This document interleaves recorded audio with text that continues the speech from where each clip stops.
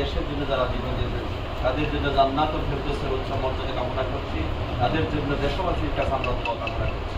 যারা আহত অবস্থায় আছেন তারা যাতে আশরোগ মুক্ত হন এবং তারা এমনভাবে সুস্থ হন তারা ভবিষ্যতে দেশের জন্য আবার যুদ্ধের ময়দানে ঝাঁপিয়ে পড়তে পারে মতো রেসিস্টের বিরুদ্ধে আগামী দিনের যে কোনো রেসিস্টের বিরুদ্ধে তারা যাতে আন্দোলন ভূমিকায় সংগ্রাম করতে পারেন, ভূমিকা রাখতে পারেন, তারা যাতে সেভাবে সুস্থ হয় না আমার কাছে সুস্থতা কামনা করছে।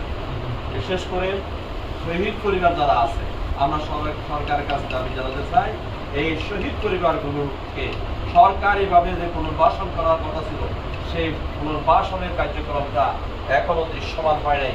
আমরা এই শহীদ পরিবারগুলো সারা বাংলাদেশে যারা শহীদ হয়েছেন 2000-এর কাছাকাছি ওই সমস্ত শহীদ পরিবারকে সরকারের পক্ষ থেকে পুনর্বাসন করার জন্য আমরা দাবি জানাচ্ছি। সম্মানিত ভাইরা, আমাদের ইতিমধ্যে বলা হয়েছে যারা পঙ্গু, যারা এখনো সিভিয়ার সমস্যায় আছে